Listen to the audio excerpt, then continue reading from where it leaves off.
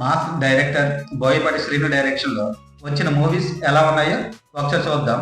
2005లో రవితేజ హీరోగా నటించిన భద్ర మూవీ మంచి విజయం అందుకుంది. 2007లో వెంకటేష్ హీరోగా నటించిన తులసి కూడా మంచి విజయం అందుకుంది.